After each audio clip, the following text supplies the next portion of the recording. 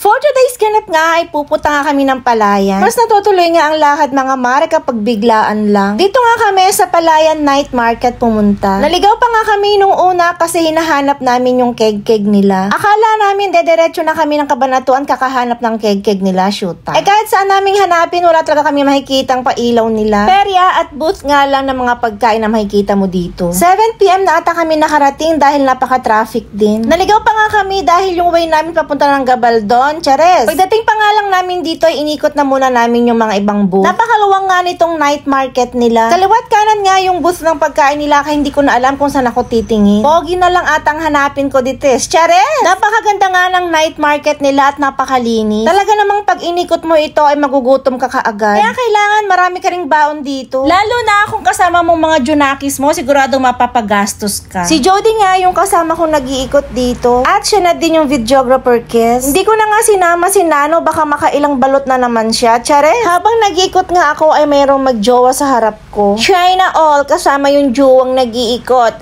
Oh, edi kayo na yung sweet, shoota. Balik na nga lang tayo dito sa mga pagkain. Napakaayos nga ng night market nila dito. Kung hanap mo ay ihaw-ihaw, pumunta ka lang sa isang pwesto, magkakasama na yon. Hanapin mo na lang kung saan yung hindi nadapuan ng langaw. Chares! Masarap nga yung mga ganitong foodang, lalo na kung madalang ka lang makakain. Tapos samahan mo pa ng masarap na suka. Yung tipong kulang na lang, gawin mo ng tubig yung suka, kakahigop mo, shoota. Humigop ng suka hanggang sa magka-anemic. Are. Linex ko lang talaga yung mga ihaw-ihaw mga mare, pero hindi naman din ako bumili. Meron lang talagang time na gusto kong kumain ng mga ganyan. Pero for today's video, hindi muna ako kakain. After nga naming maikot yung ibang booth, ay pinuntahan na namin sa Ate Divina. Bumili na nga siya ng dinner namin dahil hindi na nga daw niya kinakay gutom niya. Valeriano's Catering nga yung pinagbilan namin ng dinner. 150 nga yung ganyan, may 3 putahin na. Kung i-rate ko yung foods nila ay 6/10. Biglaan kasi yung punta namin. Sana nakapagbaon na lang kami ng mga talbos ng kamote at mga okra. After nga namin kumain ay nag-ikot naman kami sa Perya. Nadaanan ko nga si Toto na nagsushoot ng piso-piso. Kaya trinay ko naman ng isa lang. Kahit siguro maka 1,000 ako dito, hindi ako makakashoot.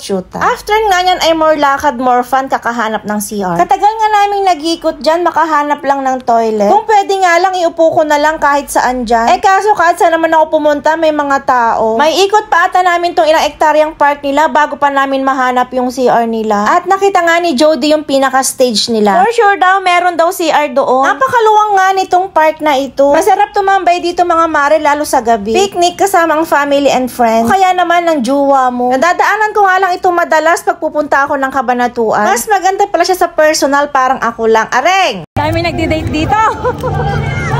Mahirap maghanap ng CR.